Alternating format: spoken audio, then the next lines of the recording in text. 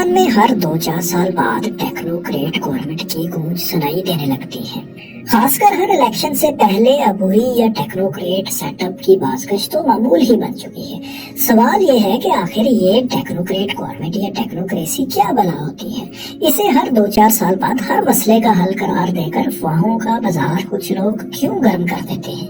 کیا پاکستان کے آئین میں ایسی حکومت کی کوئی گنجائش بھی ہے یا نہیں؟ اور کیا دنیا میں کہیں ٹیکنوکریٹ گورنمنٹ کا وجود بھی ہے یا رہ چکا ہے؟ اور اگر رہا ہے یا ہے تو یہ نظام وہاں کتنا کامیاب رہا ہے؟ آئیے ان سب باتوں کا احاطہ کرتے ہیں۔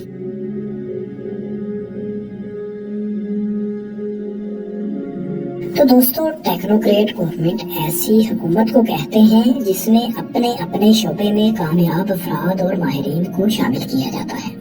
یہ نظام جمہوریت کے منافی ہے، کیونکہ اس میں حکومت کرنے والوں کا انتخاب براہ راست عوام کے ووٹوں سے نہیں بلکہ کسی فرد واحد یا ادارے کی ذاتی پسند یا ناپسند کی بنیاد پر کیا جاتا ہے۔ دوسرے الفاظ میں ہم یہ کہہ سکتے ہیں کہ ٹیکنوکریسی میں فیصلہ سازوں کا انتخاب سیاسی وابستگیوں، پارلیمانی مہارتوں یا عوامی مقبولیت کی بجائے خصوصی علم یا کسی شعبے میں مہارت یا کسی شعبے میں ذاتی کارکردگی کی بنیاد پر کیا جاتا ہے۔ ٹیکنوکریسی کی 2 اشکال ہیں، ایک میں تو پوری حکومت ہی ماہرین یا ٹیکنوکریٹس پر مشتمل ہوتی ہے، جبکہ دوسری شکل میں حکومت کا کوئی ایک شعبہ یا ایک حصہ ٹیکنوکریٹس پر مشتمل ہوتا ہے، جیسا کہ بیوروکریسی میں ٹیکنوکریٹس کو لگانا۔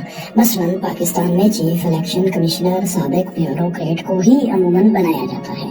حکومت میں ٹیکنوکریٹس کو شامل کرنا بھی پاکستان کی حکومتوں کا مسلسل وتیرہ رہا ہے، خاص کر گزشتہ 20 سالوں میں وزارت خزانہ کا شعبہ زیادہ تر شوکت عزیز، عبدالحفیظ شیخ، شوکت ترین جیسے ٹیکنوکریٹس کے پاس ہی رہا۔ حال ہی میں گزشتہ پی ٹی آئی کی حکومت میں اسد عمر کے بعد پہلے عبدالحفیظ شیخ اور پھر شوکت ترین کو وزیر خزانہ بنایا گیا۔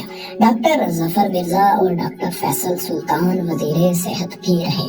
صنعت کار عبدالرزاق داؤد کو تجارت کی وزارت کا قلمدان بھی سونپا گیا، جبکہ پیپلز پارٹی کے دور میں بھی شوکت ترین، سلمان بشیر اور ڈاکٹر اشفاق احمد جیسے ٹیکنوکریٹس حکومت کا حصہ تھے۔ ٹیکنوکریسی کے حامی اسے میریٹوکریسی بھی قرار دیتے ہیں، جس میں ہر اہم عہدے پر اہل شخص کو تعینات کیا جاتا ہے جو مفادات کے ٹکراؤ کو روکتا ہے اور لانگ ٹرم اور دیر پا پالیسی سازی کرتا ہے، جبکہ ٹیکنوکریسی کے مخالف جمہوریت پسند لوگ اسے اس لیے پسند نہیں کرتے کیونکہ یہ عوام کی حقیقی مانگوں کا ترجمان نہیں ہوتا، اور نہ ہی یہ ٹیکنوکریٹس عوام کا براہ راست انتخاب ہوتے ہیں۔ اس نظام کو جمہوریت کی توہین قرار دیتے ہیں یہ لوگ۔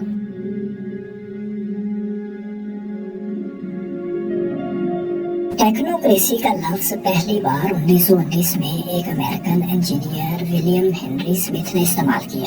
ان کے مطابق ٹیکنوکریسی ایک ایسا نظام ہے جس میں عوام کی حکمرانی کو نوکرشاہی سائنسدانوں اور انجینئرز کے ذریعے مؤثر بنایا جاتا ہے۔ اس کے بعد 1930 کی دہائی میں امریکہ اور کینیڈا نے ٹیکنوکریٹ موومنٹ کے نام سے تحریک بھی چلی۔ اس تحریک کے نظریات تو کیمپینسٹ سے ملتے جلتے تھے، لیکن اس تحریک کے بانیوں نے اسے ہر طرح کی سیاست اور کمیونسٹ ریولوشن سے الگ ہی رکھنے کا دعویٰ کیا۔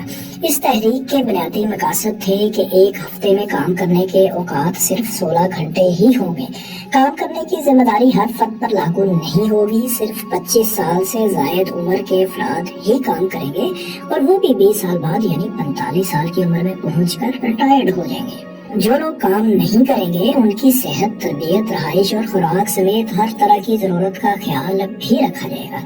پیسے کا وجود نہیں ہوگا، بلکہ اس کی بجائے توانائی کا سرٹیفکیٹ یا انرجی سرٹیفکیٹ معاشی نظام میں کرنسی کے طور پر استعمال ہوگا، جس میں کسی بھی چیز کو پیدا کرنے یا بنانے کے لیے استعمال ہونے والی توانائی کے مطابق لاگت اور معاوضہ لیا جائے گا۔ یہ نظام قائم کرنے کے لیے یہ ضروری قرار دیا گیا کہ عوامی نمائندوں کے جمہوری نظام کو ختم کیا جائے۔ ٹیکنوکریسی کے حامیوں کا کہنا تھا کہ اس نظام میں حکومت کرنے والا کوئی سیاستدان اور تاجر نہیں ہوگا، بلکہ یہ کام سائنسدان، ڈاکٹرز اور انجینئرز کریں گے۔ امریکہ میں کساد بازاری کے خلاف آواز بلند کرنے والے ان ٹیکنوکریسی کے حامیوں کو گمراہ یا خوابوں کی دنیا میں رہنے والے قرار دے کر مسترد کر دیا گیا تھا۔ اس کے باوجود سائنسدانوں اور دانشوروں کے اس گروپ نے 1930 اور 40 کی دہائیوں میں جو بے مثال دنیا کا خواب سجایا تھا، اس میں اٹھائے گئے کئی سوالات آج بھی ریلیونٹ ہیں۔ اس تحریک پر ایک وقت ایسا بھی آیا جب اس کے ارکان کی تعداد 5 لاکھ سے بھی تجاوز کر گئی تھی۔ ان کے مطابق ترقی اور جدت نے بڑے پیمانے پر بے روزگاری، ماحولیاتی انحطاط، زیادہ آبادی اور عدم مساوات جیسے سماجی مسائل پیدا کیے تھے۔ یہ باتیں ویسے آج بھی واقعی ریلیونٹ تو ہیں کسی نہ کسی صورت میں۔ اس تحریک کے بانیوں میں امریکن انجینئر ہاورڈ اسکاٹ اور کنگ ہبرٹ شامل تھے۔ کرشماتی شخصیت کے مالک ہاورڈ اسکاٹ کے مطابق اس دنیا کو صنعتی انقلاب سے پہلے کے طریقوں کے ساتھ چلانا اب ایک غلطی تھی۔ ان کا ماننا تھا کہ جمہوریت نے بہت سے نااہل افراد کو اقتدار تک پہنچا دیا ہے، جنہوں نے غلط فیصلے کیے جو سماجی بربادی کا باعث بنے۔ ٹیکنوکریٹ موومنٹ کے کارکن آپس میں ملتے تھے تو ایک دوسرے کو فوجیوں کی طرح سلوٹ کرتے تھے۔ یہاں یہ بات بھی واضح کر دیں کہ اس تحریک کے رہنماؤں کے مطابق یہ مکمل طور پر غیر سیاسی تحریک تھی۔ اس تحریک کے مداحوں میں برطانوی سائنس فکشن مصنف H.G. ویلز بھی شامل تھے۔ اس تحریک کی ایک باقاعدہ علامت بھی تھی جسے موناد کہا جاتا تھا۔ یہ تحریک کینیڈا میں پھیلی تو 5 سال تک اس کے قائد کینیڈا میں ڈاکٹر جوشوا ہولڈمین تھے، جو بعد میں مایوس ہو کر 1941 میں ساؤتھ افریقہ چلے گئے تھے۔ مگر دلچسپ بات یہ ہے کہ ان کا نواسا آج زمین پر نہیں بلکہ مریخ پر ٹیکنوکریٹ حکومت بنانے کا خواہشمند ہے۔ 1971 میں پیدا ہونے والے اس شخص کا نام ایلن مسک ہے۔ اس کو ہم سب جانتے ہیں۔ ایلن مسک امریکن ٹیکنالوجی کمپنی ٹیسلا، خلائی کمپنی اسپیس ایکس اور social media plate form Twitter کے مالک ہیں۔ ایلن مسک نے ایک ٹی وی انٹرویو میں کہا تھا کہ وہ مریخ پر نمائندہ نہیں بلکہ براہ راست جمہوریت قائم کریں گے۔ اس میں لوگوں کو ان کی صلاحیتوں اور اہلیتوں کے مطابق حکومت میں شامل کیا جائے گا، اور لوگ امیدواروں کو نہیں بلکہ براہ راست کسی ایشو پر ووٹ ڈالیں گے۔ اس سے کرپشن بھی کم ہوگی، کیونکہ نمائندہ جمہوریت میں براہ راست جمہوریت سے زیادہ بدعنوانی ہوتی ہے۔ دوستو، ٹیکنوکریٹ موومنٹ کا یہ خواب 1930 کی دہائی میں اپنے عروج پر پہنچا، تاہم 1940 کی دہائی میں امریکن صدر روز ویلٹ کی جانب سے متعارف کرائی گئی نئی معاشی پالیسی نیو ڈیل کے ثمرات سامنے آنے لگے اور امریکہ میں ملازمتیں دوبارہ پیدا ہونا شروع ہو گئیں، تو اس ٹیکنوکریٹ تحریک کا ستارہ بھی ڈگمگا گیا اور یہ لوگ گمنامی میں چلے گئے۔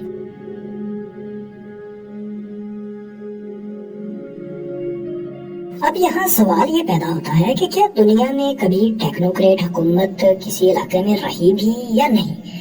تو جناب، آپ کو بتاتے ہیں کہ سوویت یونین کی حکومتوں کو ٹیکنوکریٹ حکومت ہی مانا جاتا تھا، کیونکہ کمیونسٹ پارٹی کی ایگزیکٹو کمیٹی، جسے پولٹی بیورو کہا جاتا تھا، 1986 میں اس کے تقریباً 100% ارکان ہی ٹیکنوکریٹ تھے، حتیٰ کہ اس میں صرف انجینئرز کی تعداد 86% تھی۔ چین کی حکمران جماعت چائنیز کمیونسٹ پارٹی میں بھی عام طور پر انجینئرز کی ہی اکثریت ہوتی ہے۔ چین میں ہر 10 لاکھ سے زیادہ آبادی والے شہر میں کیے گئے سروے کے مطابق مقامی حکومتوں میں شامل افراد میں سے 80% کے پاس ٹیکنیکل ایجوکیشن ہے۔ ماہرین کے مطابق چین کی ترقی کی بڑی وجہ یہی تکنیکی ماہرین ہی ہیں، جن کی بدولت چین 3 gorges dam, high speed railway system اور national trunk highway system جیسے میگا منصوبے بنانے میں کامیاب ہوا۔ ان کے علاوہ معاشی ماہرین یا فائنینشیل ٹیکنوکریٹس نے بھی چین کو دنیا کی معاشی سپر پاور بنانے میں انتہائی اہم کردار ادا کیا۔ دوستو، یہ تو بات تھی کمیونسٹ ممالک کی۔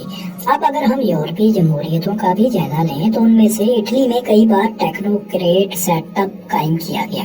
چند سال پہلے 2011 میں وزیر اعظم بننے والے ماریو مونٹی کی کابینہ میں بھی متعدد غیر منتخب ٹیکنوکریٹس کو شامل کیا گیا تھا۔ اسی طرح 2011 میں یونان کی حکومت کی باغ دوڑ ایک معاشی ماہر لوکاس پاپاڈیموس کے سپرد کی گئی۔ یہی نہیں، چیک ریپبلک میں 2009 میں عبوری حکومت کی سربراہی ماہر معاشیات جین فشر کو سونپی گئی تھی۔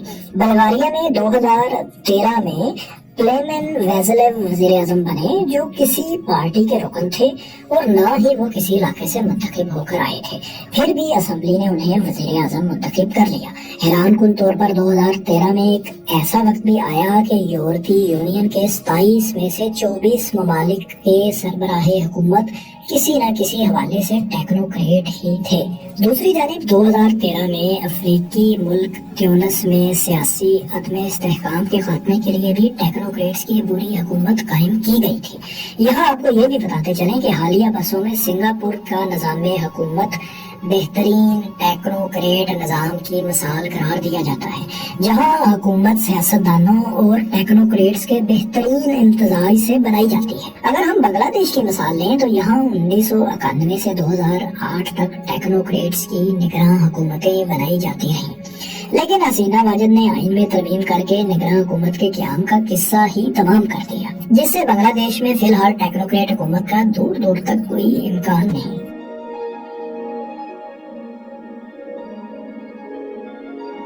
दोस्तों, अब सवाल ये पैदा होता है कि क्या पाकिस्तान में भी कभी टेक्नोक्रेट हुकूमत बनी? तो इसका जवाब है जी हाँ, बनी। तारीख के औराक पलटे तो पाकिस्तान में टेक्नोक्रेट की हुकूमत फील्ड मार्शल अयूब खान के दौर में बनी थी, यानी ये काम 1973 के आइन के नफाज से पहले हुआ था। अयूब खान 1958 से 1969 तक सदर पाकिस्तान रहे। उनके दौर में नया आइन बना और वफाकी पार्लिमानी निज़ाम की जगह सदारती निज़ाम ने ले ली। वो पहली बार 1960 में एक रेफरेंडम के जरिए सदर बने और दूसरी बार 1965 में बाकायदा इलेक्शन लड़कर सदर मुंतखब हुए।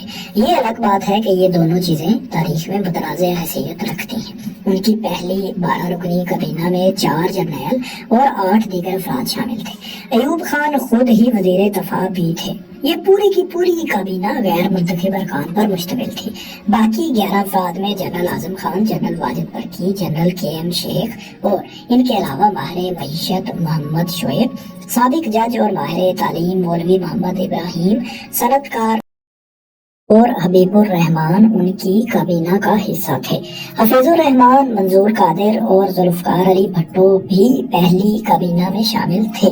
अयूब खान की दूसरी काबीना में शामिल रहने वाले 18 अरकान में न सिर्फ पहली काबीना के लोग शामिल थे, बल्कि इनमें से जिन नए अरकान का इजाफा हुआ उनमें से अब्दुस सबूर खान, ख्वाजा शहाबुद्दीन और गुलाम फारूक टेक्नोक्रेट्स ही थे। दूसरी जानिब अयूब खान के एडवाइजरी बोर्ड में शामिल मारूफ सहाफ़ी अल्ताफ हुसैन, काजी अनवारुल हक, शमसुज़्ज़ोहा, चौधरी अकबर अली खान और शरीफुद्दीन पीरज़ादा का भी कोई सियासी बैकग्राउंड नहीं था।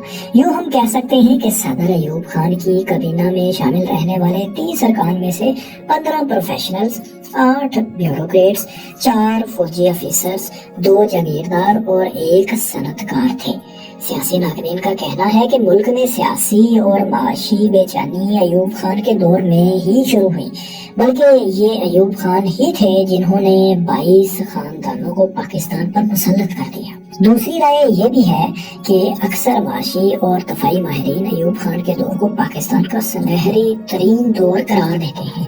इनके मुताबिक यही वो दौर था जिसमें तवानाई के शोबे को खसूसी अहमियत दी गई। मंगला और तरबेला जैसे बड़े बड़े डैम बने, एटमी बिजली घर तामीर किए गए, दफाई सलाहियतों को बढ़ाया गया, नेवी को जदीद जंगी हिकमत अमली के तहत आबदोजों और दीगर हथियारों से लैस किया गया। खलाई प्रोग्राम की करते हुए स्पार्को जैसा अदारा कायम हुआ। यही नहीं, 1960 से 1968 तक मुल्क की सालाना औसत शरह नमो या ग्रोथ रेट 7% के करीब रही। दोस्तों, 1973 के आइन के नफाज के बाद पाकिस्तान में अब तक जितनी भी निगरान हुकूमतें बनी हैं उनमें सियासतदान बराए नाम ही हुआ करते थे और ज्यादातर ये निगरान हुकूमतें टेक्नोक्रेट्स पर मुश्तमिल ही बनाई गई हैं। दोस्तों, यहाँ ये बात भी बताना जरूरी है कि निगरान हुकूमत के अलावा पाकिस्तान में किसी किस्म की कोई बाकायदा या लंबे अरसे की टेक्नोक्रेट हुकूमत की कोई गुंजाइश नहीं। वज़ीर आज़म सिर्फ 5 मुआवने ख़ुसूसी रख सकते हैं। इसके अलावा उन्हें काबीना के तमाम अरकान पार्लियामेंट से मुंतखब अफराद को ही लेना होगा। हाँ, अलबत्ता वज़ीर आज़म अगर चाहें तो अपनी मर्जी से मशीर रख सकते हैं जो अपने शोबों के माहिर हो सकते हैं। इन मशीरों ٹیکنوکریٹوں کو مشاورت کی اجازت تو ہوتی ہے، لیکن وہ فیصلہ سازی میں شامل ہونے کا اختیار بالکل بھی نہیں رکھتے، اس لیے وہ کابینہ کے اجلاس میں بھی نہیں بیٹھ سکتے۔ ٹیکنوکریٹ حکومت کے حق میں سب سے بڑی دلیل یہ دی جاتی ہے کہ یہ حکومت اپنے اپنے شعبوں میں اہل افراد کو اکٹھا کر کے ہی بنائی جاتی ہے، جس سے گڈ گورننس کا خواب حقیقت بن سکتا ہے، اور پاکستان جیسا ملک جس کے پاس وسائل تو ہیں، وہ گڈ گورننس کی بدولت دنیا کے ترقی یافتہ ممالک میں شامل ہو سکتا ہے۔ لیکن دوستو، یہاں یہ بات الگ ہے کہ ان ٹیکنوکریٹس کو لانے والوں کی نیت یا ان کا میرٹ کیا کہتا ہے۔ پاکستان میں ٹیکنوکریٹ نظام کیا کامیاب ہو سکتا ہے؟ آپ کی اس بارے میں کیا رائے ہے؟ کمنٹ سیکشن میں اپنی رائے سے آگاہ کریں، اور اس طرح کی دلچسپ ویڈیوز دیکھنے کے لیے ہمارے چینل کو سبسکرائب ضرور کر لیں۔